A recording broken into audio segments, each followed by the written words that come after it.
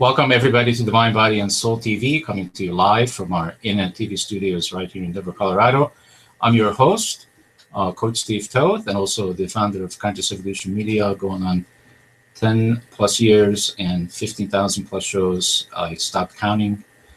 We have a fantastic guest with us this evening. I can't wait to have this conscious dialogue with Dr. Richard Moss. He's joining us from somewhere in Colorado, I think Carbondale.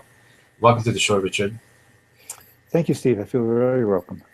Thank you. And Richard is a teacher, an author of human consciousness and behavior. And our theme this evening is how to do deep work for essential change. Of course, I love this theme. And before we dive right in, if I took away all those titles, Richard, the teacher, the author, the teacher of human consciousness and behavior, and a doctor, and any other title anybody has ever called you, if I take them all away, what's left? Who is really Dr. Richard Moss? That's a really good question. Who will I be when I grow up? Who will I be when I grow up? You'll be a child. Yeah. Oh, Steve, I don't know. The most important thing to me is to continue to grow deeper and deeper into what feels most essential, which is loving life, being grateful, learning constantly, assisting people in their own development, trying to make a difference for all of us so that we move forward with all our potential and create a world that all of us want to be part of. You know, every person matters to me. Every person is every person for me. And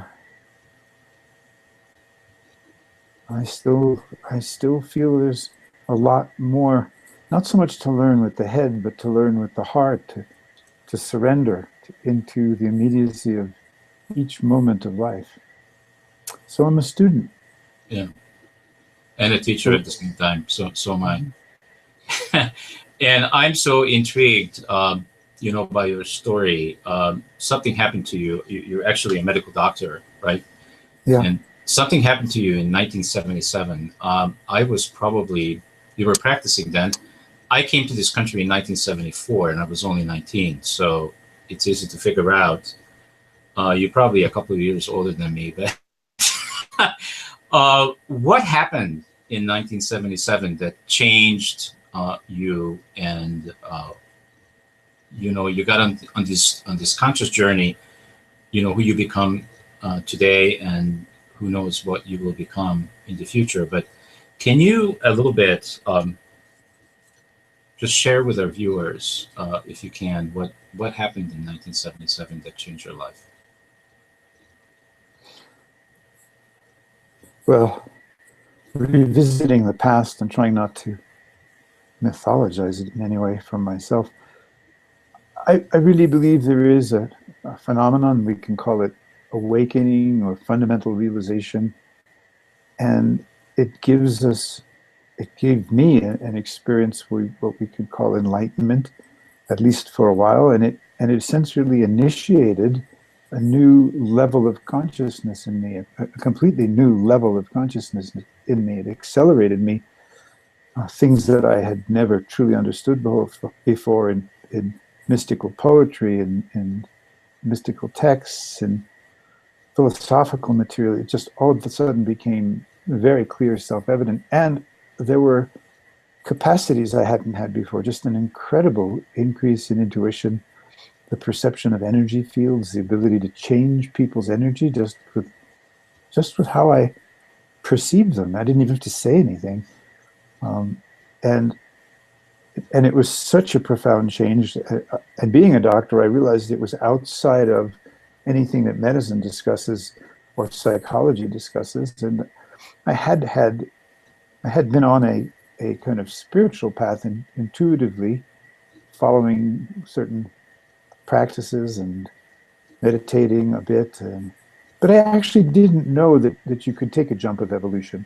And I think that I was 30 then, I'm 68. These last 38 years, 38 plus years have been about continuing to grow into what awakened, burning away the old ego, burning away identification with the mind, slowly but surely, kind of landing in the heart more and more consistently and more continuously.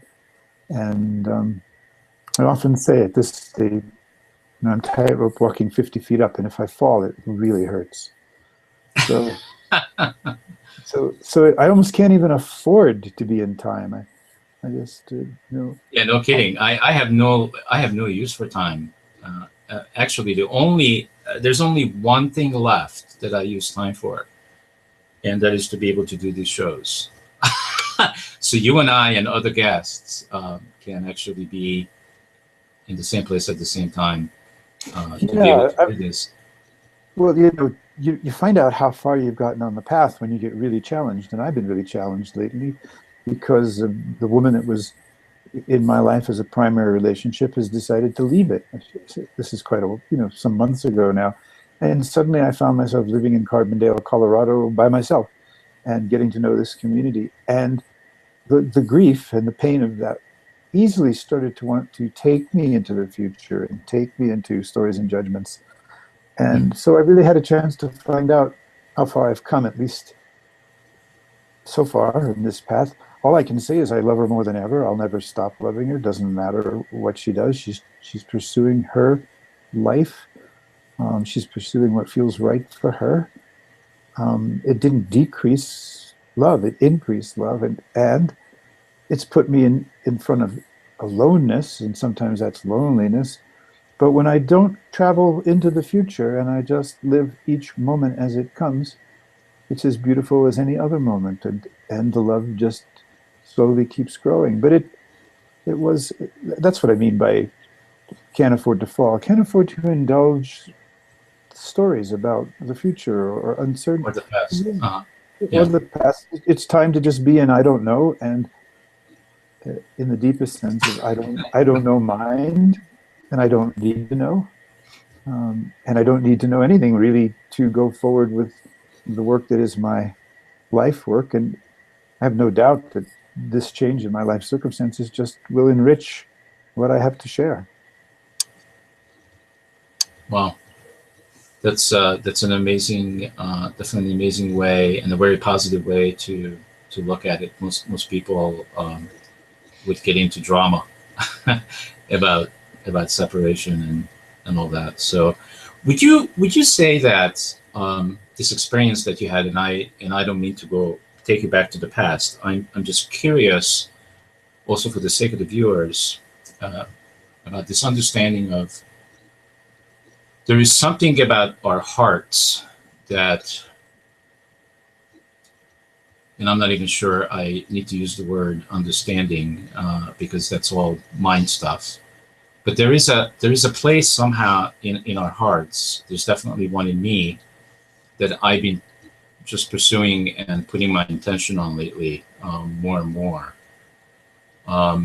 It's almost like a key to evolution. What what do you think about that? Well, I would basically say that the stage of evolution that's awakening now is the emergence of what we could call heart mind.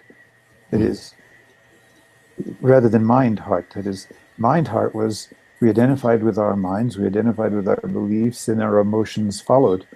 And that experience when I was 30 years old, it awakened my heart to a level of love that I didn't know existed. It just opened me to the fact, the direct experience, not it wasn't intellectual, it was immediate, that I was inseparable from everyone and everything, that it was all me, I was all it, we are all connected, there is no separation. I cannot be here for myself alone. Who I am is everyone. Um, and there was still the old me, which was a mind identified, competitive, very bright guy who thought that things could be explained, and confused the map with the territory at times, and really got off on intellectual clarity and elaboration, and also didn't really know how to listen to other people, and But what did awaken was the heart mind. And this has been a 38, 30, almost 9 years of deepening into that.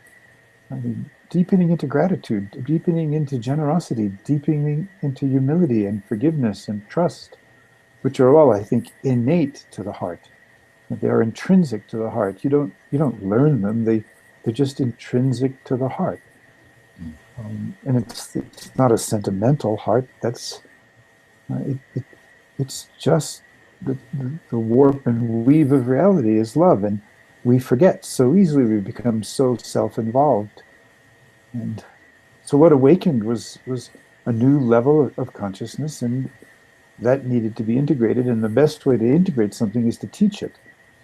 By teaching it, I grew to understand. By seeing how people responded, I learned what communicated and what didn't. I began to understand the dilemma all teachers have had when they come from a different level, to find a way to communicate that level.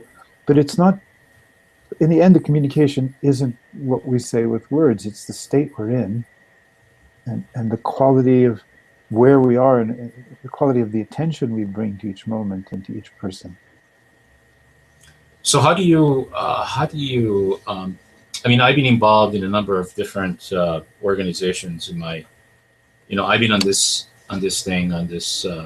spiritual journey for 30 plus years. And I understand the power of groups and the energy of groups. But how do you, I guess my understanding is the way you're taking this work out to the world is you do seminars and you put people through some weekends where you're doing this deep work. Weekends and 10-day retreats. And 10-day retreats. I've probably done several hundred 10-day retreats over the years. Wow. And even a few 1-month retreats. Yeah, most of them are 2 or 3 days, because that's what most people are willing to invest. Yeah. And so from my own point of view of my own work on consciousness is, for me, it's being open. Like, I was reading about you and I said, wow, what a story, what a human being that I'm in front of. And every time I'm in front of someone that has done the deep work and has come home, I call it come home, because really that's one of the purposes of our network, is to have people stop looking for the solutions to their problems, out there in the world.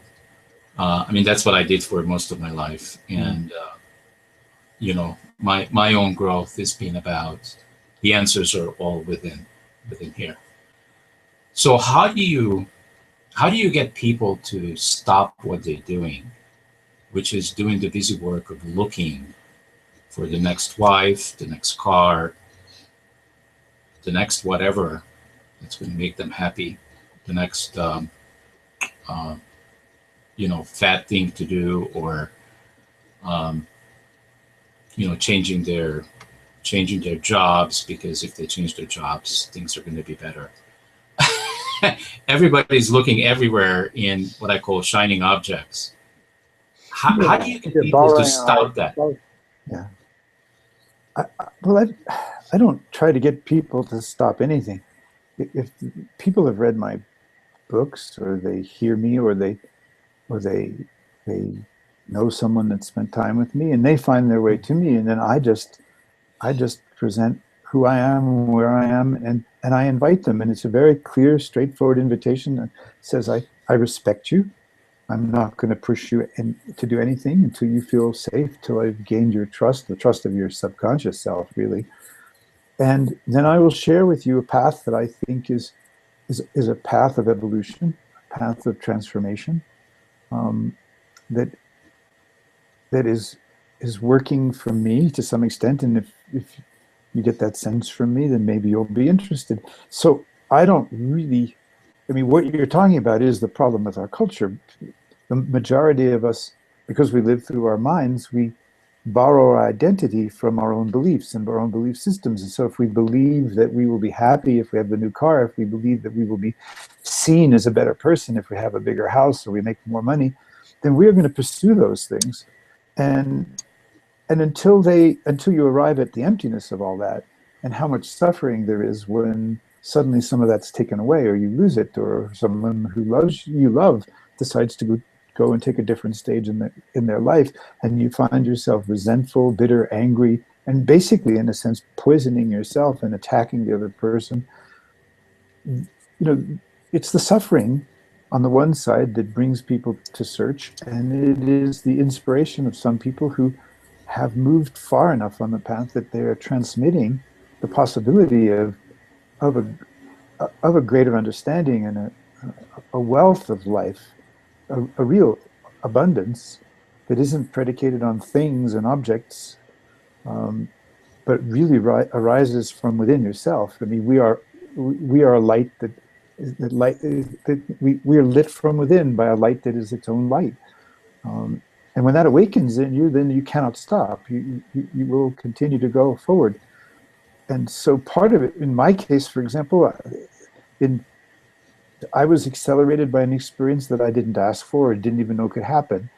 And then I've been diligently working away to share that with others and integrate it in myself and establish it as a continuous state, greater or lesser degree. And you know, people know, they hear your voice, they see you, they just see a photograph. I met a man who was a spiritual teacher in France. All he did is see a photograph of me, and he contacted me and said, "I saw your photograph. I know you're not an ordinary person." We became dear friends. So, you know, the transmission is when people are ready, the transmission is there. But you don't have to say to a person, "Stop doing this." All you have to say is, there is a mystery, and it's miraculous. The mystery of willingness and the mystery of readiness. And if you're sitting in front of me in one of these 10-day or 11-day retreats that I do a few times a year, or for a weekend, or for a day, or for an hour, then there's some part of you that's willing, and there's some part of you that's ready. And I'm not attached to whether anyone gets anywhere. I'm I just I'm just there to love people. And I already know what's possible and the potential in people. So I'm in love with who I know they can be. I know they're going to become that. It's just a matter of time. It doesn't have to happen through any agency of comes through me. It's going to come through life. This is an evolutionary process that cannot be stopped. And the more you are identified in the old structure of your mind, and the idea that you can borrow your identity from wealth and possessions and cleverness and attractiveness and so forth, well, that's just a life that will eventually disappoint you. And it's a life based in fear. And fear is not a friendly God. Fear is a pretty awful God. Yeah, yeah, it keeps us up at night. You know, long ago, I had this experience. I literally saw, like a kind of vision, this great darkness that was coming down upon the earth. And I was looking out, literally, I was looking out on my back patio deck on a house that I had in the Oakland Hills in the Bay Area, San Francisco Bay Area at the time. And I looked at this and I realized that I was looking at some sort of a vision of fear. And I got down on my hands and knees and I put my forehead on the deck. And I said, "Oh, fear, you are a great God. And I know I will never defeat you, but you are not my God." And I stood up and, you know, what is it that love asks of us? It says, okay, don't love just your tribe, don't love just yourself. And if you truly are going to become a person of love, then you must find a way to have a relationship with fear that doesn't close your heart. It doesn't mean you don't have fear. It just means you don't become self-involved. You don't attack others. You don't go into your head. You know, you don't close your heart. Well, I knew I was in trouble when I said what I said, which is, how do you stop people? But that's okay. I am willing to be in trouble. Good. I am now, after all these shows that I've done, I'm having more and more difficulty, and I don't know what's happening over there with you. But I'm having difficulty describing in words. I'm finding the English language to be quite limited. And my original language, which is Hungarian, it's even more limited. To communicate, it's like I'd like to move to a different way of communicating with people. Like, how about telepathy? This business with words just doesn't do me justice anymore. Does it? Does it to you? Well, yes, sometimes when the words are selected by the heart, then they move from a deep place inside, and they become carrier. The words are carriers of that heart energy. I love that you said, I realized I was in trouble when I said, how do you stop people? Because you were cataloging people, you were categorizing people. And so that humility, that self-acknowledgement, to me, that's very touching. That's the essence of witnessing, self-witnessing, of being able to say something, recognize that it doesn't vibrate quite right, realize you won't do it again. I stop. Steve, I stop a lot. I stop at the end of a sentence, sometimes in the middle of a sentence. And I wait, because the words are beginning to come from my mind heart. They're not coming from my heart mind. And I just wait. And I say to people, because people aren't used to someone just stopping, I say to them, I just need a moment to listen and give the words back to my heart. And people get that. Also, sometimes I realize, everybody I'm talking to is everybody.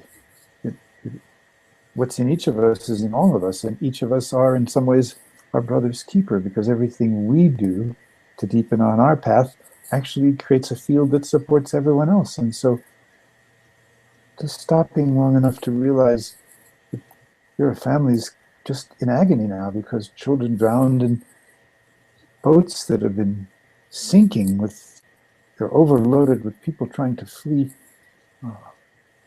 North Africa and get to Europe and kind of the promised land, the same way people immigrated to the United States and still do. That there is incredible suffering in the world, and we all can do something about it. And we do that by starting to learn how to live from our own hearts, right where we are.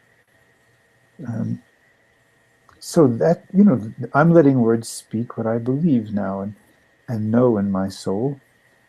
But I tell you, when I get done with my morning practice, part of my morning practice is I have a journal, but I don't write about me in the journal. I would write dreams, but I simply let perception, the light, whether it's still dark, the morning early light, the sensation in my body, the feelings, the mood, and I let the words just flow. And almost every day I write something. It might be a page, it might be 3 pages. It's not very long because I'm writing by hand, and I never censor it, and it's not linear, and I just love what emerges. I could go get one and read you this morning's, but it's, so we can use words. It's not words that are the problem. It's that we don't understand that the words have to start someplace. And if they start from the mind, then they start from separation, and they start from identification with beliefs. Then they become words to propel the old. We use the words to baptize a completely new moment of connection with the past. But when the words are just coming, and they are so connected to the immediacy of this moment and these colors and these smells and these perceptions and this body, which is part of the whole universe, and then those words are okay. It's just knowing the difference. It's knowing whether you're speaking from your head or speaking from your heart. Which is the same as knowing that you're connected or you're not. When you know that in your body, once you know it.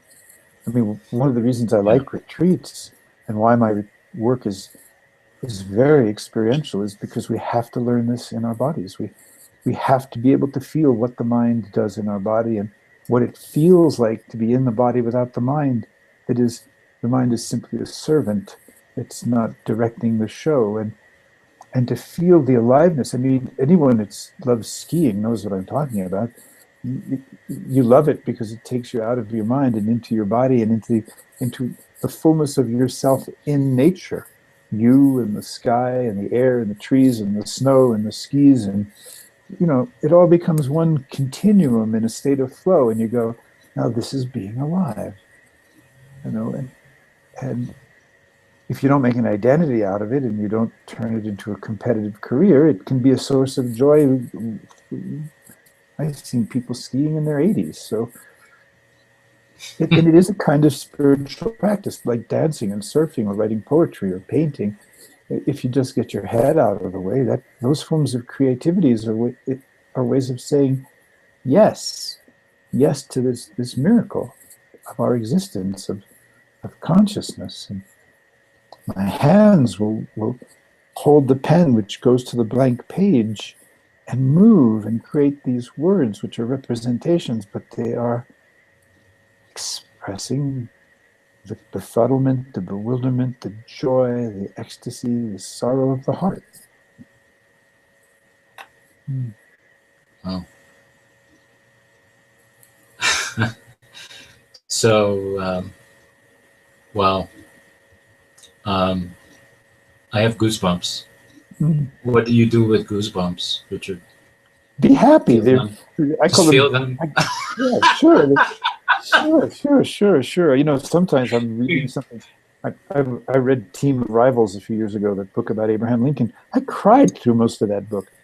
The quality of humanity of Lincoln and the quality of fear in people, and the way Lincoln invited adversaries to come there and help him, and and what he stood for, and the sacrifice we as a people made in that horrible Civil War for a principle, an evolutionary principle from around 1870 to 1970.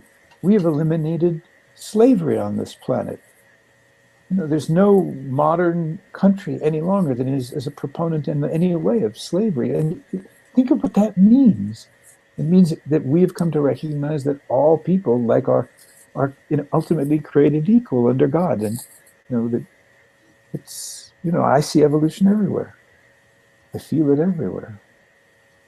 So I got those are tears of recognition. You had goosebumps of recognition. Maybe I don't know. I can cry at the drop of a hat when there's beauty, when there's courage, when there's self-sacrifice. And I mean, I've been reading the biography of Martin Luther King, and it just touches me so much. I like to expose myself to people who put themselves in front of evolution and help direct it. With integrity. I mean, they were comprehensive and inclusive.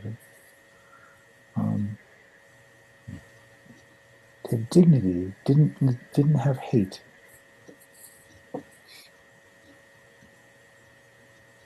So I wanted to share something else I recently got involved in, which goes back to now 6 months. So I've been building this network for 10 years, and I've basically done it by almost becoming a monk. I kind of locked myself up for 10 years or so into a studio and created this, and didn't really interact much with the world. And then in the last 2 years, I started to, come out of my shell. And the last 6 months, I got involved with corporate America again, which I have a long history with. But I wanted to see if I could help corporate America to bring consciousness to the business world. And it was very promising at the beginning. And it's 6 months. I'm 6 months into it, and I'm quite disappointed. And it feels to me that I just need to let this one go. Maybe there's something else that's coming in its place, but it's it's Richard. It's just like a relationship. I found, because I created this relationship with the two owners, and they were really up for all the things that I wanted to bring in, which is heart, which is how to provide value for the services that they are providing, and how to serve people, and how to do the same for their employees. And they all were going like, yeah, this is something we want to do. Yes, yes, yes. And as we going through the last 6 months, they basically reverted back to where they were at the beginning, because that what seems like it's comfortable to them. And I'm not judging them for this. It is what it is, and I accept it, and it's okay. I still love them. But I am challenged by this experience, just like you, Richard, were just recently challenged by a relationship. I'm challenged because I had great hopes that this would work, and it's not working. Mm. Well, the kingdom of heaven is kind of like seeds that fall on the road and are eaten by the birds, or they fall among the rocks, or they're choked by the thorns. But some land on good earth and create a 60 or 100 measure. That's a quote from the Gospel of Thomas, part of the Nag Hammadi library. In other words, you just have to keep throwing the seeds out, Steve. Yeah.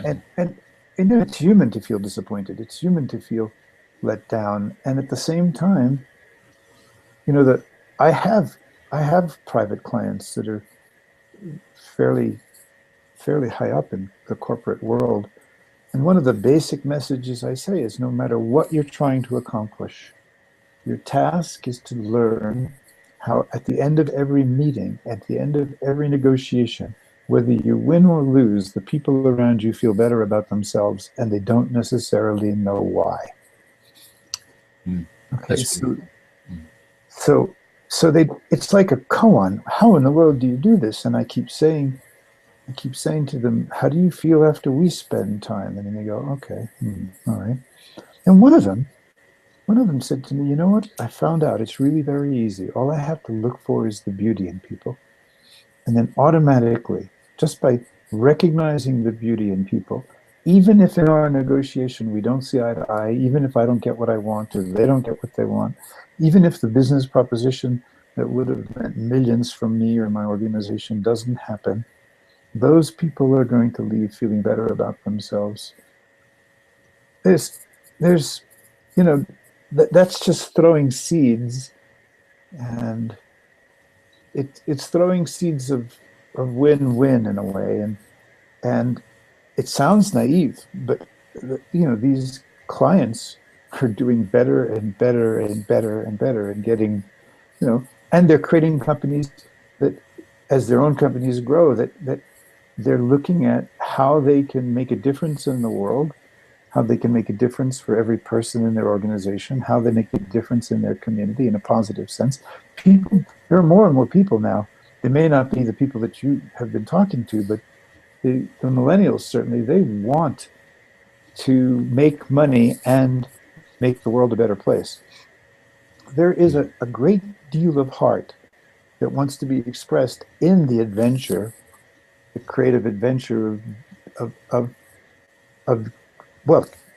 creating, of being resourceful, of inventing, of developing a company, of entrepreneurial activity. That doesn't have to be devoid of heart. That doesn't have to be devoid of spirit.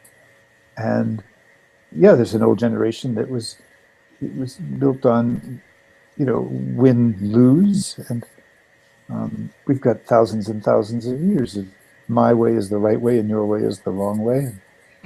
That competitive energy.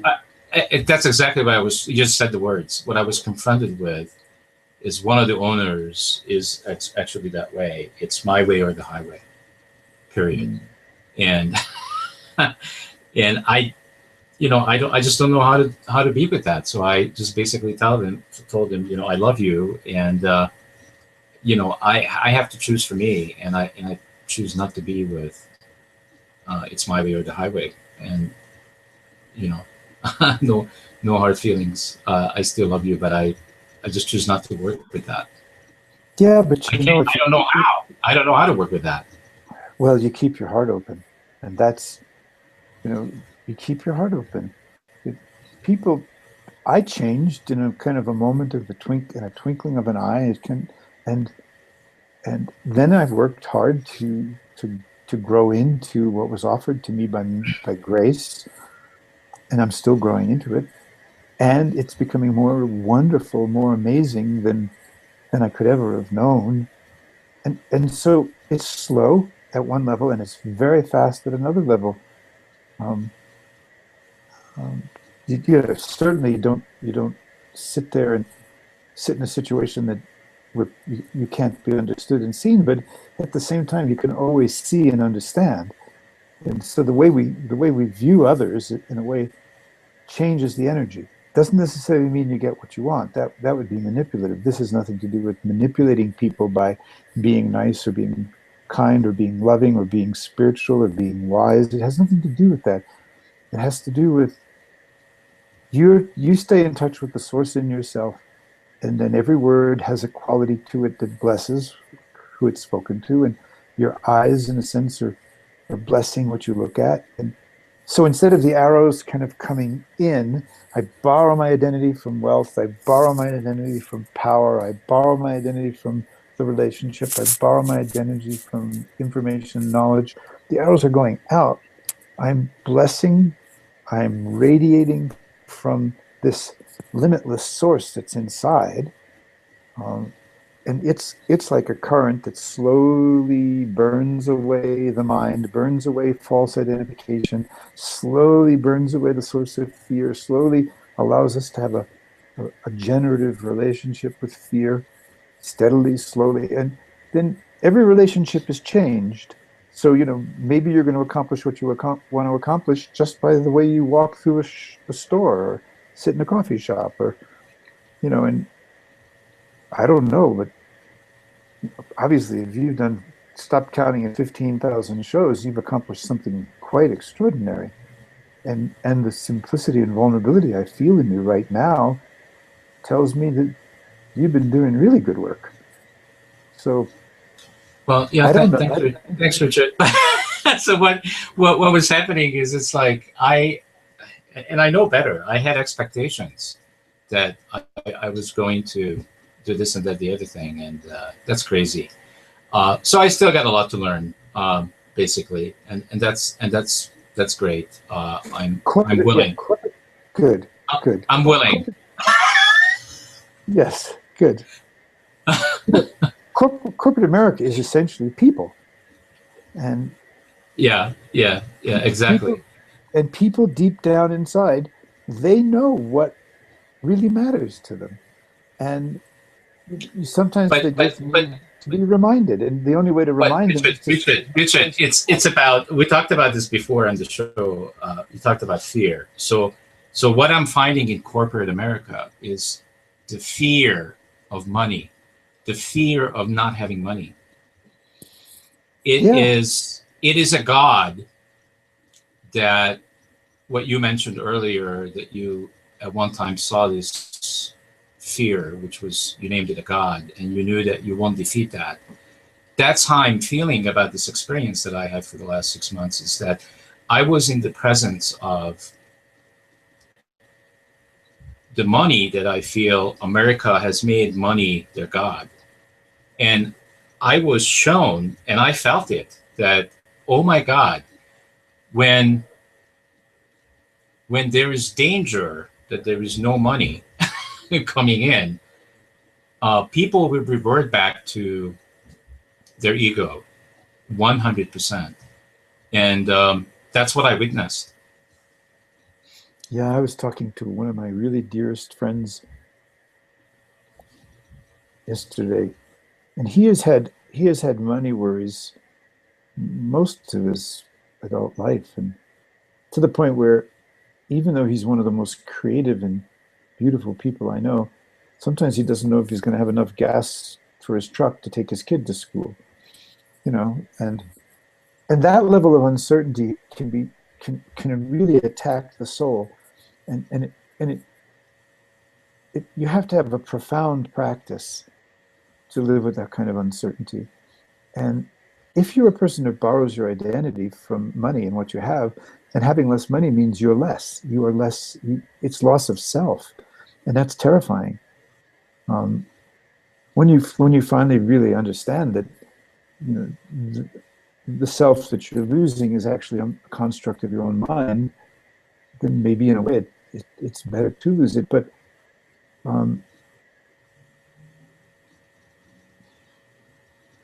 I have another friend whose life has had a great deal of certainty, and he's been able to live deeper and deeper into his heart until he's just the most wonderful presence. And but his life had tremendous continuity, so he doesn't know what it would be like to have tremendous uncertainty. In that way, is that wasn't the path of his life. There's tremendous uncertainty in business, and it does trigger people's fears. Um, and But there's so many people that get tired of it and say, you know what, I want a life of greater meaning. I want a life of a greater balance between what I'm doing to make money and how I live my life and share it with my family and how I could contribute to my community, all of which are statements of meaning.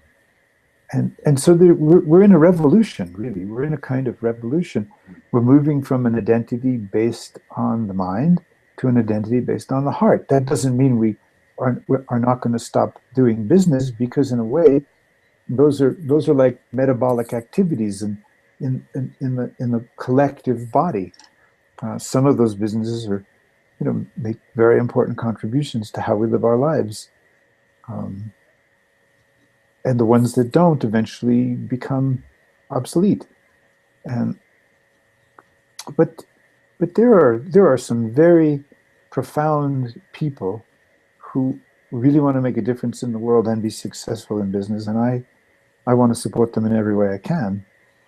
Um, and so you just probably had a situation, just kind of one of these situations that says, okay, where's your trust?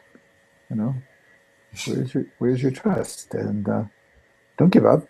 Just No, I'm not giving up. I never give up. hmm, So I just dust myself off and do it again, exactly. which is what I've done all my life, and it's fine. And so what's interesting about this dialogue is that I do also want I bring up these examples not because I want to talk about me. I bring them up because I want the viewers to get that I'm human, you're human.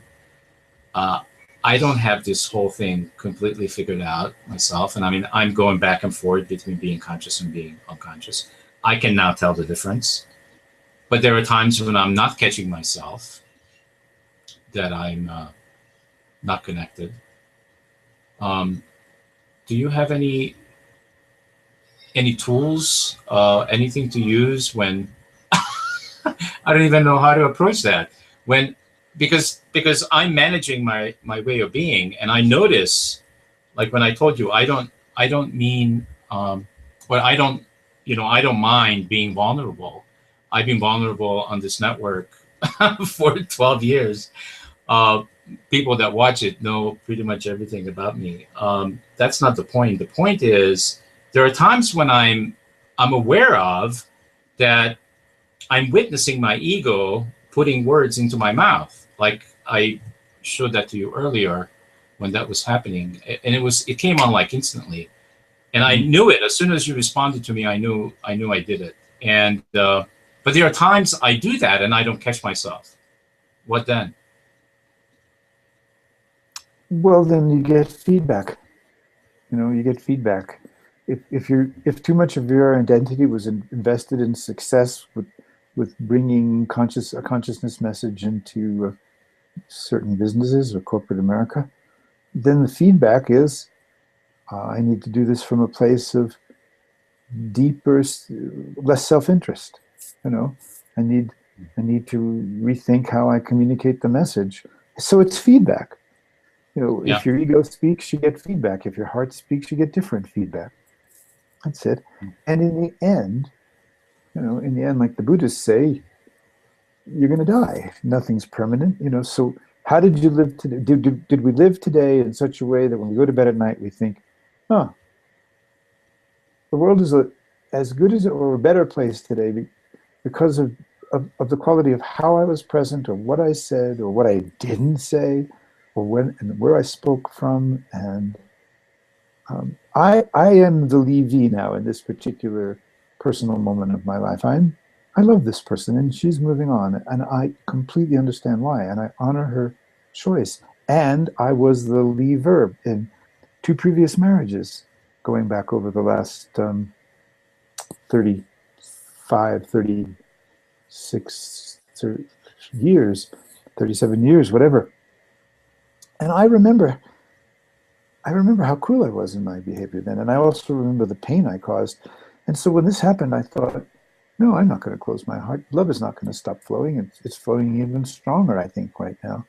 Um, it's so when you realize that the ego caught you, you just simply say, thank you, I realized it, instead of blaming yourself for being caught.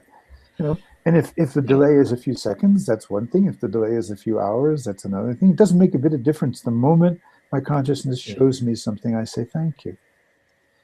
Thank you. You Yeah. know, otherwise, otherwise we're going to punish ourselves because we have some ideal about how we're supposed to develop in consciousness.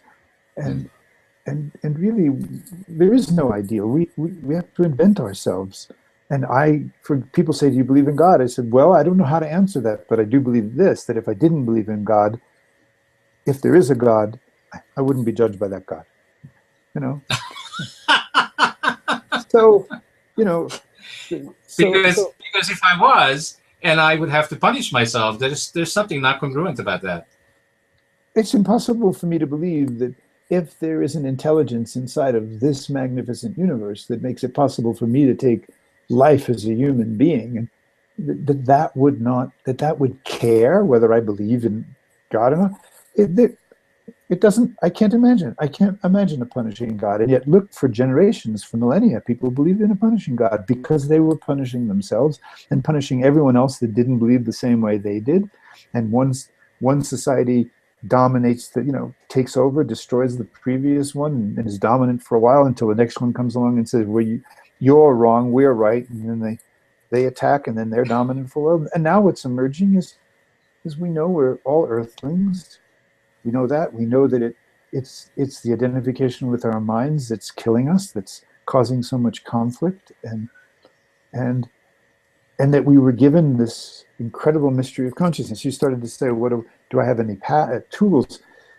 Developing the ability to witness ourselves without any judgment, developing practices for going deeper, um, without attachment to an outcome, learning how to be present for the threatening feelings, learning to witness when it's mind heart that's talking instead of heart mind, and switching back and into a quieter place and a listening place. I mean, there's no way in our time together that I'm going to be able to say what those tools are. They're in my books, the path I've found, particularly the Mandala of Being and Inside Out Healing, but all my earlier books, just the stages along the way from that first profound heart awakening. And I too, like you, I'm very willing to admit my mistakes and my humanity, and I don't have all the answers, and I don't think that I've reached any kind of ultimate state by any means.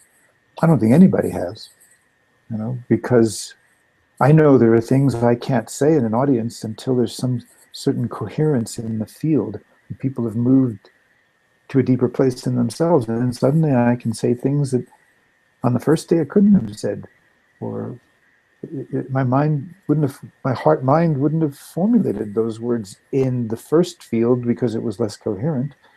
And then as the field gets coherent, we're capable of expressing greater and greater intelligence. So the individual is beginning to express the collective intelligence. Um, and I try to help people observe the difference between individualistic behavior and being truly an individual.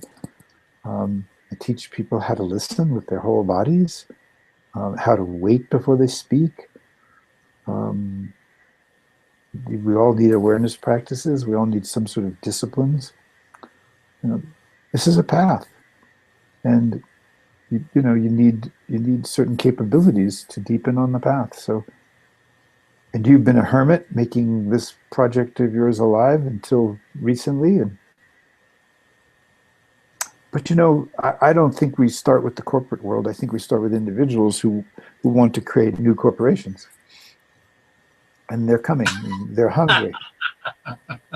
Well, like the hundredth Yeah. monkey. The hundredth monkey is a story of a female that learned a new behavior of washing, winnowing rice, washing or rice, or was it potatoes? I can't remember. And the old males would come and steal what they'd done. But when enough of the males had died away, then everybody learned the behavior. It sort of spread through the community. And so this old way of doing business that you ran into, my way or the highway, and I know what's right, that will go its own way, because it isn't half as much fun as operating in a really collaborative, inventive, creative, generative way with other people. Oh, absolutely. It's very Yeah. fear based, and yeah, I think you just said something very key there. That it would be much easier to do this with people that are believing in this new model and are actually open, versus trying to go into an existing culture that has this idea that this is the way we have always done it, and it's always been working just fine. But we're a little bit interested in something new and innovative, but not really. Well, they're interested in something new and innovative if it actually helps them be more effective at what they do. So it's not transformation, it's not evolution, it's not in real invention, it's just a kind of reformation. If we can incorporate some sort of, I don't know, human development tools, person development tools here that make us more effective, okay, we'll do it. It's it's still the head thinking or the mind thinking, all right, maybe I can incorporate something that makes me more successful, as opposed to a new definition of success. Um, and everybody has the right to decide what real success means. And not going to take anything with you at the end. That's that joke of two guys that are at the funeral of a very, very wealthy man, and one guy says to the other, "Wow, did you hear how much he left behind?" And the other one says, "Yeah, he left everything behind." And the question is, what are we really going to leave behind? And to me, every single time we're with a human being, and how we are with ourselves, because we have a community inside of ourselves. There's the little boy that feels lonely because the woman that I love is leaving, and there's a community inside, and they can drive the mind, they can drive the thinking, they can drive the beliefs, they can drive the stories. So if you make peace inside yourself, and then you start creating peaceful relationships, intrinsically respectful relationships with others, you start to create a field of energy that is so, and it awakens genius in everybody. It's like we lift ourselves up by our own bootstraps through the quality of how we're present with each other, and it's amazing. It's just simply an amazing phenomenon. And it's, someone called them the cultural creatives. I just think that you can't stop evolution, and even though you went into an organization that didn't want to change, you were introducing them to an evolutionary narrative. You were speaking an evolutionary narrative, and though they may not have heard it, some people did hear it. The seeds were there, you know. Yeah. And also in the process of trying to express an evolutionary narrative, we get to understand what we're communicating that actually is effective, what people can hear, what people are ready for, and so there's always feedback. There's constantly Yeah. feedback, and then just use the feedback. Yeah. And yeah, thank you. And actually, yeah. So it just takes me back to the simplicity of my life is everything is perfect just the way it is. If you don't was think, meant to it's perfect. it was meant to be for 6 months, and that's fine. Right. Moving Exactly. on. Exactly. You know, it's like some people think they'll be saved by some project. Or I remember one of my early mentors, a man named William Brew Joy. When I was starting to write my first book, he just looked at me and said, "You know, a book won't save you." And he was so damn right. But I wrote the book anyway. The I that is we, the I, capital I, like in I am, the I that is we, which has been at the heart of everything I awakened to and have understood and continue to live in and express. Um, but he was giving me a really profound lesson. He said, "Don't borrow your identity from a book." And then I went further with that. Don't borrow my identity from accomplishments. Don't borrow identity from success or failure. Don't borrow identity from achievement. Don't borrow identity. You know, rest in something that's just arising from within, that is a light of its own. And Oh my God, Richard, that reminds me to wow, I borrowed my identity from Landmark Education for like 20 years, hmm, and I actually lost my identity in Landmark Education. I didn't even know. By the end, I had no idea who I was. you confuse the map with the territory, and it happens all the time. Yes. Because Yes. Landmark has a brilliant map. It really has a brilliant map, you know. And to this day, I appreciate everything I learned there. I really do. Mhm. I just forgot that I was living two lives. I had my Landmark life and I had my other life, and the two didn't mix. Yeah, and it's really, you know, nobody wants to be with someone who is telling them about life from a map. We want to be with people who have suffered deeply enough that the spark of the deep source of life is there, and it doesn't have a map, even though you might start to navigate your life very differently when you've been touched in your heart. So, you know, we constantly make that confusion between map and territory, and So I wanted to just run this one thing by you before we wrap up, because the conscious hour actually is over. Is that I live my life pretty simply these days, and I pay a lot of attention to. I'm sure you are too, to my intuition, and what is it telling me, and how do I feel. So the reason I ended this corporate relationship simply, and I'm saying this to the benefit of the viewers, is it just didn't feel good anymore. And so today I know when something doesn't feel good anymore, it's time to move on. exactly. And if it feels good, then I just do it because it feels good. That's pretty simple, isn't it? Yeah, you know, creating the conditions to for the heart to really begin to thrive and for us to begin to overcome fear.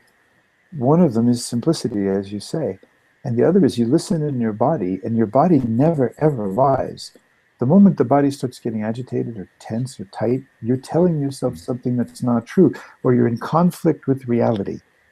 You know, reality, maybe in this situation, this organization or someone, and it said, well, I don't want to do that, and you still wanted it to happen. So that conflict is, the body recognizes it immediately, and as soon as you realize that your body is that intelligent, much smarter than our heads, and that the body is like a feedback system, because when the heart is in charge, the body feels good, and it is healthy, and people feel good around you. And when the head is in charge, we are fighting against reality, and people have to take sides. They have to join us or be against us, and it doesn't feel good. And we're so, in a sense, I know we're running out of time, or perhaps have run out of time, but yes, There's no simplicity. time. There's no time, Richard. Okay, Just a reminder. Simplicity is, financial simplicity, so that you can take time for creativity, for solitude, for play. The desperate speed that people move at. I'm thinking that they will arrive at some point at happiness, and yet if you take a path in which you're not happy, you cannot arrive at happiness. You have to take a path in which you are happy, and the happiness isn't, which means your body feels good. That act, the body feels good. That thought, the body feels good. A thought, the body feels bad. That's a false thought. If the body doesn't feel good, that thought is in some way untrue. That thought is not a good representation of the actuality of life in that moment, the situation in that moment. And I'm 68, so I don't have a great deal of ambition anymore. And if I have ambition, it's just to see other people shine. And wherever I can help support that's good. But if there are plenty of people that are 68 years old that still haven't arrived where they want to be, and they're still borrowing the identity from some project that they hope is going to save them. And there are too many of us like that. As I say, we have to learn to come to source, and sometimes you come to source through some very difficult, very dark, very challenging things. And ultimately, we have to say to ourselves, why am I here? How do I want to live my life? What is the intention that drives my life? What is my life consecrated to? What's the sacred spirit in which I'm living my life? And then, okay, what values do I need if I'm going to fulfill this sacred spirit or achieve this intention? What capabilities do I need if I'm going to be able to support those values? And then what action do I take right now? How do I listen right now? What do I do right now? What task needs to be addressed right now? So this moment and the big, big picture, they're never really separate. And the big picture, it needs to come from the heart, not from the head. Yeah, We've had too many head-driven big pictures, and a whole lot of wars to testify to them. My motto is, Richard, the mind is a great thing to waste. Yeah, it's not. It's a great servant. It's just not a good. It's not a good leader. Yeah. It takes a long time for us to truly believe that, truly understand that. And of course, you get the feedback in the relationships, particularly intimate relationships, very, very quickly. Anyway, it's Steve, a pleasure to meet you. Truly, I really have. I'm just looking at you, and there is such a softness in you, and an openness in you, and it feels very authentic, very real. Well, thanks, Richard. Same with you. There's something also about your presence and your voice. It's very soothing, actually. I'm sure you probably know that. Your voice is very soothing, and thank you for teaching me a few things in this conscious hour, and it's been absolutely fantastic. Thank you also for reminding me of some things that I may have forgotten, because it's so easy to do. So really, the show is coming to an end. But before we wrap it up, would you like to maybe mention your website, or maybe some of the courses that are coming up, or maybe where to get your books? Would you like to do any of that? Well, everybody gets books these days from Amazon. You can get even my out-of-print books at Amazon. Yeah. My website is my name. It's www.goosebumps, richardmoss.com. I have, it's already full, I believe, a program that's called Soul in Space. It's in Lone Pine, California. In July, I'm doing in Montreal in the middle of May. It's all on my website. I work with individuals and couples and private coaching, private mentoring. People can reach me by just writing info at Richard Moss, emailing at info@richardmoss.com. But my whole calendar is on the website. And I'll be in Europe most of the summer. I'm actually taking quite a bit of time off now compared to my usual pace because I knew this was going to be a time where I needed to be with me. So I plan to do a bit of a road trip. Wow, fantastic. And there's some, I have led meditate. I've led thousands of hours of meditation, but it's not since my 20s that I've actually sat in a meditation group. I'm going to go sit for 10 days, not be the leader of the process, just a participant sitting for my own sake. I sit every day at home, but that's different. It's different than sitting in a collective. And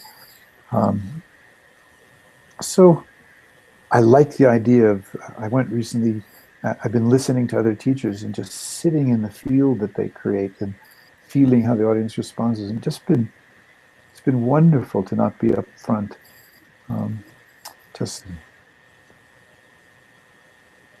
And it's lovely. There's magic either way. Yeah, there is magic either way, but the teacher persona, the teacher role in my life, that's not where I'm truly nourished. That is where I nourish, but it's not where I truly am nourished. I'm nourished by each moment that my heart's simply open and life is simply flowing through me, and I'm nourished by the people that I love and that love me, and the intimacy of our voices, our touch, our contact, our laughter. So, well, I would say you're very easy to love, Richard. Oh, good. What is there not to love? Right. All right. Well, thank you so much for being on the network. You've been absolutely fantastic.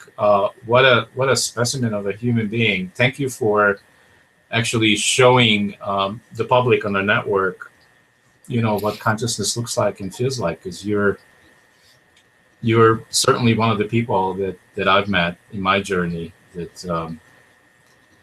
Wow. That's all I can say. So for everybody else out there, if you were touched, moved, and inspired, I certainly have been by Richard. Please keep coming back to consciousrevolutionmedia.com and also keep coming to our YouTube channel, which we have over 1,500 shows. And wow. Keep watching. The more you watch, the more they get up to the top 10.